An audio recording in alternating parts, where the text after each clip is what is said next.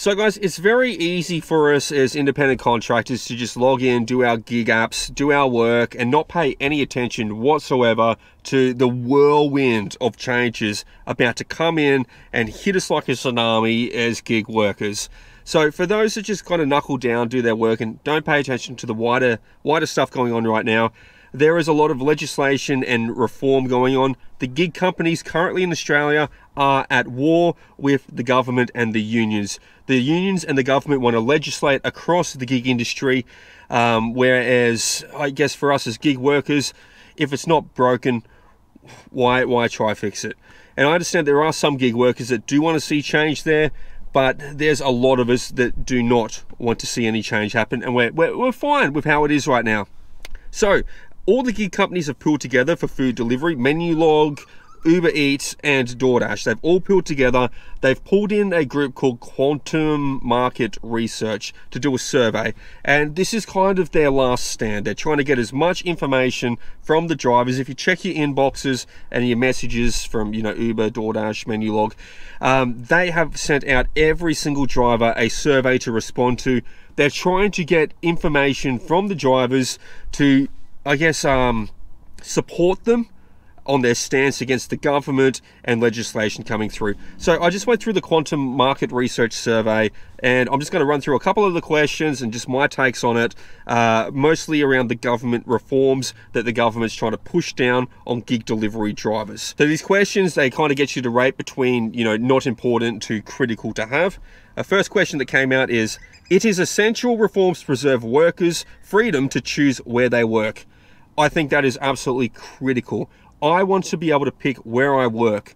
I don't want to have to drive 15 minutes to a zone to log into a zone when I have a zone where I can log in right now. I can log in from home, and I don't want to have to be told that I need to go work over in, you know, Caloundra or up in Noosa or somewhere that's like quite a drive away from me. I want to have the complete flexibility to choose where I work, let alone if I'm in a different area and I just want to log in, do an hour or two here. I want to have that flexibility and freedom to do that. I want to choose where I work. Next one, it is essential the reforms preserve workers' freedom to choose when and how long they work. Absolutely. I want to choose my hours. I want to choose, if I want to work for 1 hour, I want to work for 1 hour. If I want to work for 12 hours, I want to work for 12 hours. I need to have that freedom and flexibility, absolutely, to do that. And here's my concern. So if government legislates around this and they say, well, we're going to treat them like casual workers and give them a minimum 3-hour shift, they have to work for 3 hours, that's not going to work for me sometimes. Sometimes I just want to do a quick lunch run. I just want to run from, you know, like 11:30 to 1:30. So 2-hour shift, just hit a lunch on a weekend and then log off and then go do my own thing for the rest of the day. If it's a minimum of 3 hours that they pull in there, no, that doesn't work. I've got to sit around and, you know, work an hour when I don't think it's going to be as busy. So I just want to work the hours I want to work. I want to be able to dip out after 30 minutes if I choose to. I don't want to have a minimum amount of time I want to work for these gig companies. It is essential that I can continue working as an independent contractor with the same benefits I receive now. I'm completely fine with what I get right now. So I get an offer pop up on the screen. I can evaluate that offer. Is this worth my time? Is this not worth my time? So with Uber, I get Quest, Boost. They've just removed Boost, even though it's in the background, but they're going to scrap that. But yeah, like I'm fine with how it is right now. So the benefits for just getting the offer as a contractor, evaluating the offer and taking it, sure. If the offers pay more, great. I'll take higher paying offers, of course. I'm not going to say no to higher paying offers. If this reform turns around and says, yeah, gig companies, you need to pay drivers more on their contract offers, sure. I'll take that. There's nothing wrong with that, in my opinion. I'll take as much money as I can from these gig companies. It is essential that the reforms do not add any cost to me providing rideshare or delivery services, e.g. additional training costs. Yeah, critical that we do not have to pay more. So every time government tries to change things and get involved and, you know, put their dick in the mix, look at it this way. If government gets involved, they're going to want a government accredited training course. They're going to want tickets. Do you want to do a ticket each year to be able to delivery drive? Do you want to have to go and sit in a little TAFE course and pay for a TAFE course? No. You don't. I don't want to do that. I don't want to have to pay for courses just to be able to log in and side hustle on a gig app. I don't want to have to pay for tickets to have to do that. That's ridiculous. And everyone who's done any of these stupid tickets or anything like that for work in the past, they know it's just bullshit. Absolute bullshit, kind of like how to be safe, blah, blah, blah. Here's some multiple questions, fill it through. It's an absolute waste of time and it's a cost to us. We don't want to pay that. That's crap. That's just government milking in an industry for extra money for themselves. It is essential reform preserves workers' freedom to start or stop working at any time. Critical, 100%. I think I touched base on that before. I want to be able to log in, log out, start, stop, whenever I want. That's the freedom and flexibility as an independent contractor that we should have. That's why we signed up to this thing. We want the freedom to start, stop, work the hours we want, do whatever we want. We don't want set rosters. We don't want set times. If I wanted set times and rosters, I'd go work for Domino's and deliver pizzas. And I can report to a Domino's box saying, yeah, sorry, Chris, you are supposed to be on from 7 to 10 at night. You can't just not show up. You can't just work 2 hours and go home and watch movies. No, you must work the hours that are given to you. So yeah, absolutely, start and stop whenever we want. That is our freedom and flexibility as an independent contractor. No ifs, no maybes. I do not care what anyone says. If they say, yeah, but like it would be good to be guaranteed 8-hour shifts. Yeah, you can log in for 8 hours right now. Nothing's stopping you from doing that. You can do that currently. Why do you want someone to make that a thing that you have to adhere to?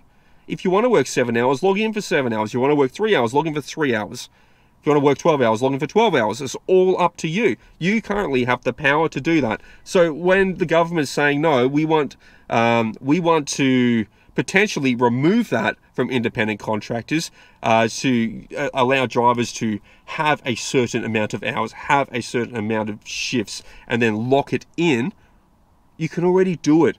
We don't need the government to intervene and guarantee that you can get certain hours. You can already log in and do that. It is essential that the reforms are clear and do not add confusion for drivers around their responsibilities and entitlements.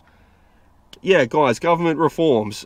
Have you ever tried reading government legislation? It is pages and pages and pages and pages of absolute crap. These little fine prints, things that you probably need like experience in the legal field to understand what the hell they're talking about. So if the government did make changes to legislation, it's going to be the same as all other government legislation they roll out. You can't understand it. So if they do make changes, yes, absolutely. I want bullet points. I want to see exactly what it is where rubber hits the road.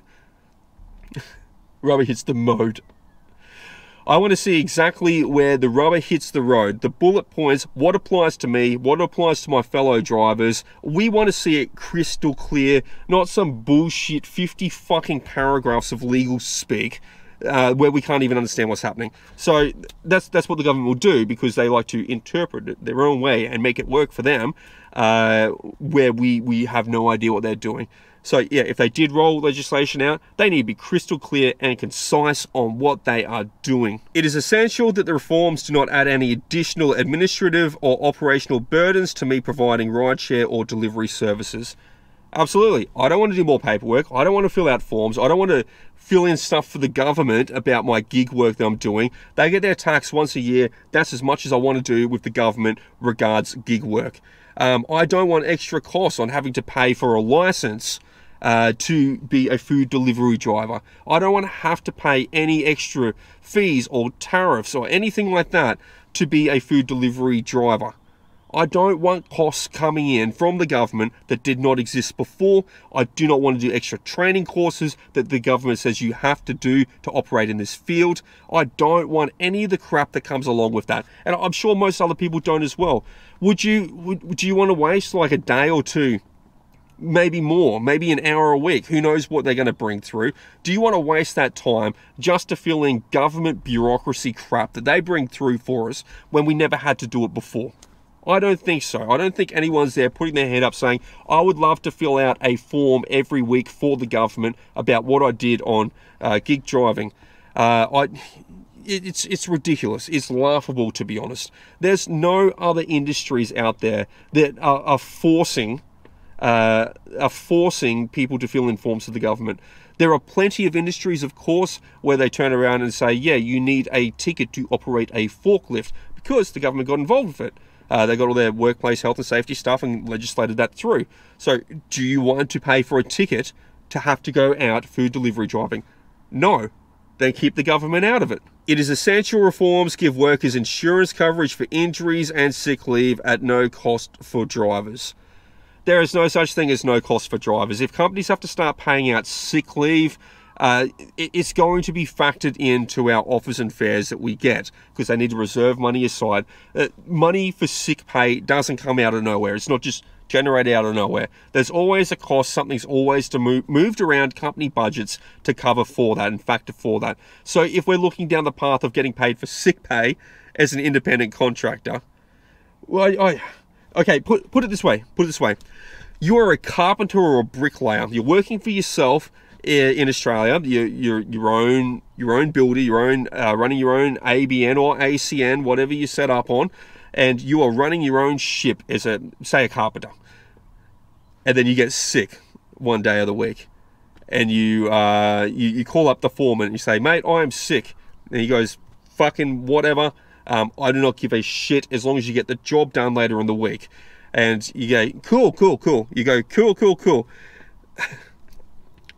And you go, cool. I'll just claim in that sick day. I'll get paid for this sick day. And the foreman just laughs at you and says, get the fuck off this job site. You don't get paid sick pay if you're your own boss or an independent contractor. The thought process around this is treating us like employees. That's turning us into employees. Employees do, and of course, as I said, it's factored into the budget. So getting paid sick days as an independent contractor, no. Sick days are for employees, not for business owners, okay? Not for independent contractors. We don't get paid sick days. And if we do get paid sick days, we're going to get paid less on our offers. So for me, I'd rather just not work when I'm sick. I'm fine to do that. I don't need sick days to rack that up and then take less on every other offer. I don't want to take less. Here's a way I'm looking at it. I don't want to be paid less because others want to call in sick days when they're not even sick. Do you want to be paid less for others to mooch off the system? I don't think so. Because that's how it works, okay? Everyone's going to build up sick days, and then you're like, cool, I've got all these sick days. There's no proof I really need to provide across to it, or if there is proof, anyone can get a doctor's certificate in Australia. You go to a pharmacy and just print out a doctor's certificate, and then they'll cash it in. But as a result of that, everyone is going to get paid less on their offers. That's just the way it works, okay? And what, insurance for injuries and stuff like that. It's a tricky one because, you know, like, are we talking work cover? Are we talking about that we pay for work cover? And they say there's no cost for drivers. There's always a cost for drivers. They'll just reduce our offers. So if you want work cover, I feel that should be optional. What do you think? Do you think work cover should be part of what we get on this gig job? So if you hurt yourself when you're on the job, should you be paid for it? Maybe. What kind of insurance coverage do you have currently? Because as an independent contractor, you can get your own insurance. You can pay for your own insurance. So that one there, I'll leave that as an interesting thing. For me, I haven't had any injuries that I would claim work cover for. You know, if I'm in a car crash or something like that, I'm going through insurance for my vehicle and stuff like that.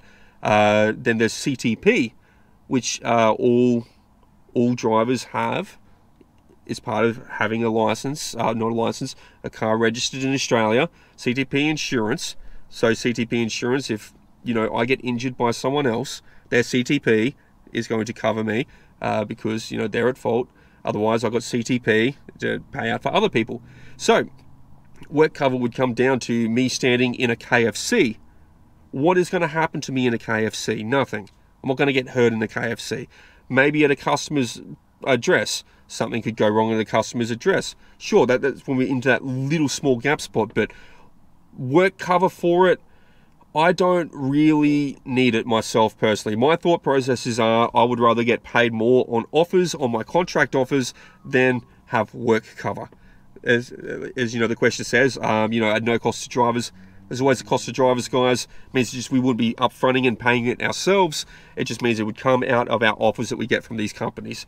I would prefer to get as much money as I can from the companies, as opposed to having all these deductions coming out of it, all these deductions to cover these small little costs for these perks and benefits. It is essential that drivers are consulted as part of the reforms.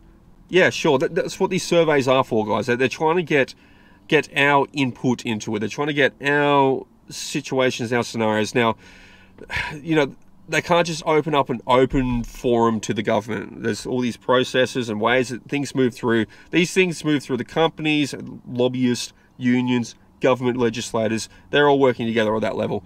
But I think it is incredibly important that we know what the intent is from the government, from the unions. What exactly are you trying to do here?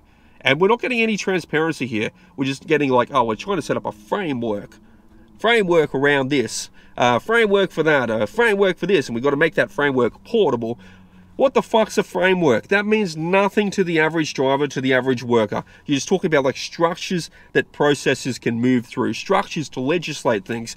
That is not actually anything where rubber meets the road for drivers. So I think it is important that we are consulted, and most importantly on the consultation process, we need to know exactly what is being legislated where rubber meets the road. We need to know exactly what the proposals are where rubber meets the road. We don't give a shit about frameworks. We don't give a shit about, you know, moving this around, keep it portable, and then some flexibility in here and a little bit of stuff over here when we legislate. No, we need to know what's important to us. It is essential reforms preserve workers' freedom to work for multiple platforms as they wish. Absolutely. Independent contracting, guys. If I want to log into Doordash, I want to log into Doordash. If I want to log into Uber Eats, I'll log into Uber Eats. If I am restricted to only being able to log into Uber because legislation comes through and says, well, you know, companies can now put in non-competes and they shouldn't be working for multiple companies at once as contractors. Well, you know, we're not contractors then. That's the whole point of being an independent contractor. You can work for whatever companies you wish to engage with. If they turn around and say, well, you know, because you work for Uber, you can now no longer work for DoorDash. And DoorDash says, well, because you work for DoorDash, you can now no longer work for Menulog and Uber Eats. And then you get restricted to just one platform. No, okay? So that's heading down that employee path. I don't like the employee path. I like being a contractor.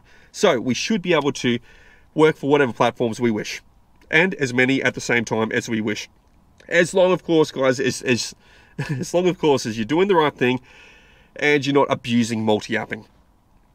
If you abuse multi-apping, guys, like, you know, like you're going to get cut off. It's just bad service for the customers at the end of the day. Like you're trying to squeeze a couple extra dollars out for yourself. Customer's going to get cold food. You're going to be going different directions. You're going to get cancelled and cut off. It happens. It happens to every multi-apper. Over time, eventually catches up to you. Let alone on this, you know, if legislation comes through, they move to an earned by time model. Or if you're on earned by time, yeah, well, you can't be logged in being paid pro-rata by the hour from DoorDash and then pro-rata by the hour from Uber Eats at the same time. That's going to cause some conflicts. So depending how this kind of pans out, I don't think we will be allowed to work for multiple platforms at the same time. So multi-apping will go, but I can see on earned by time that if you are logged into one on an order, the other's being blocked off.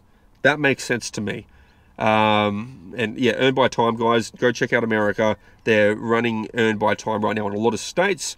It's a pro rata on an hourly rate, but I'll unpack that later. So yeah, I like the idea of having the options to work for multiple platforms.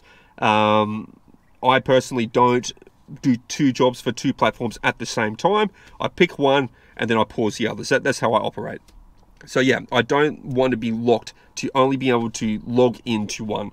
I want to have the options available on the table. It is essential that these reforms do not impact my opportunity to earn more, including through additional bonuses and incentives from platforms.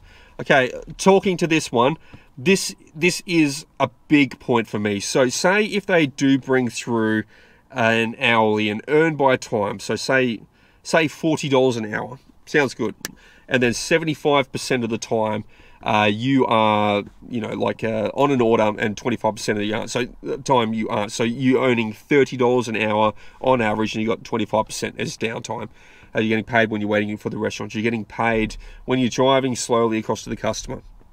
That's all well and fine. You know, I'm fine with, you know, $30 an hour. I can do that, and 25% of that's downtime. I can live on that. But what if it's lower? What if they legislate in that our pay is, say, $30 an hour, and then 25% of that's downtime, so 75% is active time that I'm getting paid for, so I'm making $21 an hour. And if I do more deliveries, I do not get paid more. If I do less deliveries, I do not get paid less.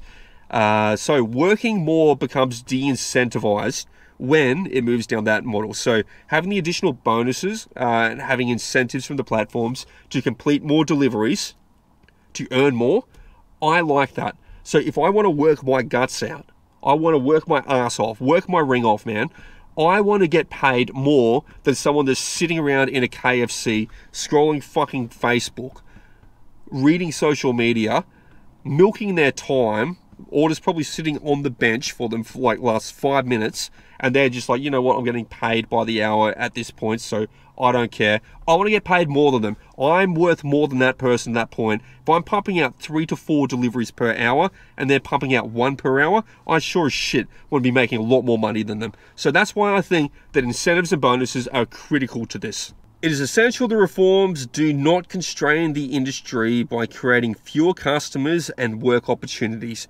e.g. if additional costs were passed onto restaurants or customers due to reforms. Yeah, so if we start looking down that pay-by-hour model, who pays for it? Where does that money come from? Is it the merchant? Is it the customer? Of course the customer's paying more at the end, or is the merchant losing more percent out of their meals? Because the money has to come from somewhere. So if we are paying, and yeah, sorry to be a little bit blunt here, but if we are paying for the laziest sons of bitches to sit around doing nothing per hour, and say the downtime's being paid as well, say if the government and the union get their way, and people are getting paid for downtime, so they're sitting in their car in a McDonald's parking lot, they're getting paid for that time. If we have to pay for the laziest people who milk the orders, sit around, do nothing, drag it out as long as possible, who's going to pay for that? I don't think that's fair. I think people should be working their absolute ring off to make as much as they can out of these gig things, and of course be rewarded for it. But the concept that customers and merchants have to lose money, or, you know, pay more money as a customer, or lose more percentage as a merchant from the percentage of each meal that goes to Doordash or Uber Eats or any of the gig companies, if they have to lose money and customers need to pay more for lazy people sitting around doing nothing, I think that's crap. Okay, and that is an impact to the industry. So I don't know how that could work. I don't think it can work. So the last thing we want is it becoming, it's already expensive for customers, by the way, guys. If you jump onto these gig apps and have a look, the prices for stuff from the restaurants significantly higher than going in store. Plus you're paying delivery fees and service fees. And then not so much in Australia, but say in America, there's expectations to tip. But people are starting to tip a little bit in Australia, which is cool. So if it becomes too expensive for customers, they'll stop ordering, man. Or they'll significantly reduce ordering. If it becomes too expensive for merchants, I think some merchants are already paying up to 30% on what's ordered through. They pay 30% of the food order across to, I think Doordash is an example. Some have 20%, some have 15%. Depends on the tiers they're set up on. But imagine if the merchant now has to do 50% across to the gig delivery companies to cover the costs for lazy drivers sitting around in parking lots, entitled drivers that feel they should be paid for doing nothing. Merchants will drop off, or otherwise the merchants have no choice but to further raise the costs up, which further raises the costs up for the customers, and it just becomes this death spiral going up until eventually customers pull out and say, you know what, man, I'm not paying $35 for a Big Mac meal to be delivered when I could just go down to McDonald's and buy it for $14 myself. It's not worth the extra $20, $21 to get a Big Mac meal delivered. That's what we're staring down the barrel at. Too expensive, customers drop off, merchants drop off, and then let alone, and here's the worst thing, so you can't have 100 drivers logged into a zone, sitting around waiting for an order, being paid for that order. You just can't have that. It's not sustainable. It makes no business sense at all, which means that they would have to significantly restrict the amount of drivers that can log in, and they would have to cull platforms. So chances are you won't get shifts. So if you're used to working 40 hours a week, maybe you'll get 6 hours a week if it goes down that pathway. So yeah, it is critical that it does not get too expensive for the merchants, for the customers. If these costs for legislation changes from the government just skyrockets everything up, why should these gig companies stick around Australia? It's not sustainable. If it's not sustainable for the merchants don't want to work with us. If it's not sustainable for the customers can't afford it, they have no reason to be here. They'll uproot and leave like Deliveroo did. And the final bit was just an open question. It says, what are your concerns, if any, about the proposed reforms? And my biggest concerns right now about the proposed reforms is transparency. So the government and the unions, they're not putting crystal clear bullet points down saying, we want to do this, this, this. If they want to do earn by time or earn by hours, they're not saying $38 per hour, $45 per hour, $30 per hour. They're not saying any specific numbers. They're not saying, you know, if there's an awards rate that's going to apply. They're not saying we want sick days in there. They're not saying we want to have work cover in there. And we're not getting the feedback as well from them. If this stuff went through, we're not getting feedback from the gig delivery companies saying, well, if they did this, then the impact would be that. So if they pull through work cover, and we have to have work cover for being part of this, and then the gig companies absorb that cost, the gig companies aren't turning around saying, well, 5% of your delivery earnings is now going to work cover. So instead of earning more, that chunk goes out. So we're not getting these clear, concise things. And that's my biggest problem with it. Let's keep talking about frameworks, legislation. Oh, let's get this all looking good. What looking good? Get what looking good? There is nothing in concrete coming through. No one is standing there. No one's taking a stance on a hill saying, we want A, B, C. This crystal clear. They're not doing it. We're getting nothing. We're getting a trust me bro from the government. Okay, so the government's just saying, trust me bro, just give us like an open page to legislate here, and us and the unions will legislate everything through and we'll get it all good. A trust me bro from the government.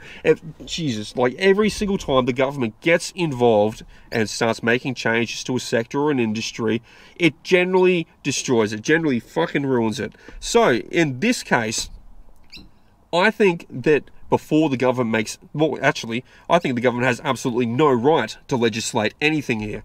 They have no right to do any reforms until they can, with crystal clear clarity, say, this is exactly what our proposal is, this is exactly what we want to do, and then bring it across to the industry, bring it across to the drivers, let us make our decisions from there.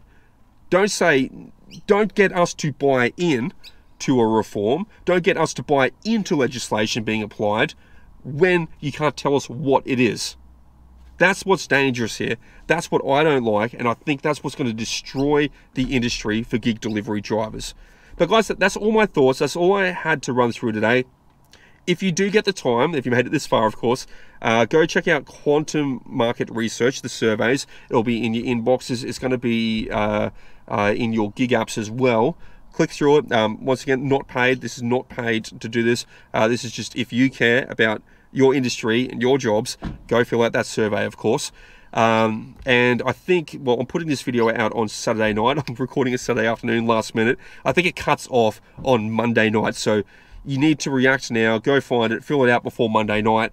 Leave your thoughts. If you think differently to me, completely fine. Let them know. Let them know what you think. If you wanted to go down to hourly and become an employee, you have the options to fill it in there. If you want it to stay the way it is, fill it in the way that you want it to be. But this is your time to speak. This is your time to put your input in. This is the last stance from the gig delivery companies. They've all banded together on this one. This is their final army being put together to go back against the government, back against the unions, and say, this is what our drivers want. This is what the industry wants. So, guys, go do the survey. That's all my thoughts. Leave your thoughts down below in the comments. I only covered the government stuff here. There's plenty of other questions in that survey just about how you use the gig apps and stuff like that, for them to get an idea of like, who are our drivers? Who are the people using these things? Do we have more full-time drivers than, you know, casual drivers? Well, when I say full-time, people doing full-time hours, of course, not employed as full-time. Wouldn't that be a nightmare? But yeah, go fill it in, guys. Go check it out. Leave your say. Don't be the person who complains about changes when you never put your voice in, never threw your hat into the ring, okay? So if you're going to complain about stuff, as it changes through, at least be like, I threw my hat in the ring, I had my say, it went my way or it went against me. But at least participate. That's all I'm saying, guys. That's all I've got to cover today. Hopefully you guys are thinking about it, seeing the bigger picture going on right now. Otherwise, absolutely, you can just log in, just focus on doing the gig delivery job. All well and fine. Fine to do that, of course, but think about it. Think about it, do the survey, and yeah, just have your say, guys. I had my say, I filled it out, I've submitted it through. But that's all for today, guys, and until next time, peace out.